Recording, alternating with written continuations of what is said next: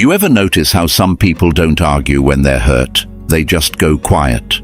Not dramatic, not loud, not trying to prove a point. They just slowly pull back.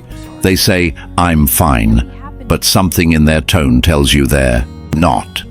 And the more you try to get something out of them, the more they shut down.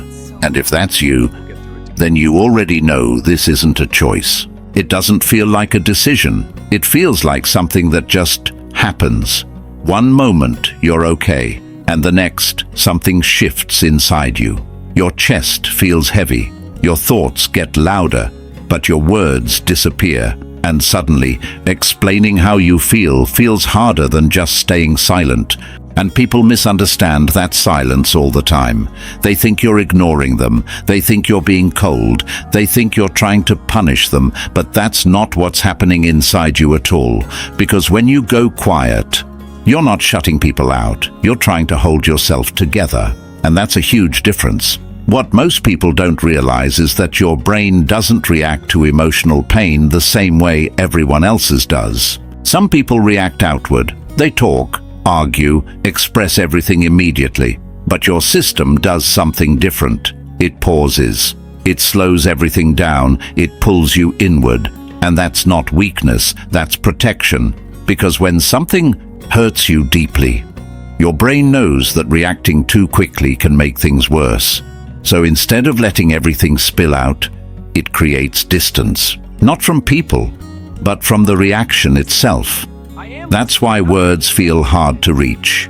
It's not that you don't know what you feel. It's that you feel too much, too fast. And your mind is trying to process it before it turns into something you can't take back. And if you really think about it, this didn't start recently. You weren't born this way. There was a time when you expressed everything freely. When you cried, spoke, reacted without thinking twice. But something changed that.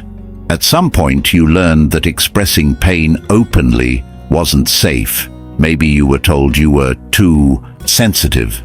Maybe you opened up once, and it was ignored, dismissed, or used against you. Maybe you tried to explain how you felt, and instead of being understood, you were judged. So your brain adapted, not by shutting down your emotions, but by changing how you show them. You stopped expressing pain outwardly and started processing it inwardly. And over time, that became your default. So now when something hurts, your system doesn't explode, it retreats. And here's the part most people don't see. While you're silent on the outside, your mind is anything but quiet. You're thinking about everything. What happened, why it happened, what it means, what you should say, what you shouldn't say, what might happen if you speak too soon. You replay conversations in your head. You analyze tone, words, intentions. You try to understand the situation from every angle before you even consider saying anything. Because for you, words matter. And once they're said, they can't be taken back. So you wait, not because you don't care, but because you care enough to not say something you don't fully mean. And there's something else most people don't realize about your silence. Sometimes, it's not just about protecting yourself. It's about protecting the relationship. Because you know what happens when emotions take over. You know how things can escalate. You know how one wrong sentence can turn a moment into something much worse. So instead of reacting immediately, you hold it in. You give yourself time. You let the intensity pass, not to avoid the conversation, but to have it properly. And that takes strength. But here's the painful part. The one thing you need in those moments is almost never what you get. Instead of patience, people push. They say, "Just talk to me." They follow you around. They make your silence about them. And every time that happens, it makes it harder for you to open up. Because it reinforces the belief that your way of processing emotions isn't acceptable. That you have to respond immediately to be understood.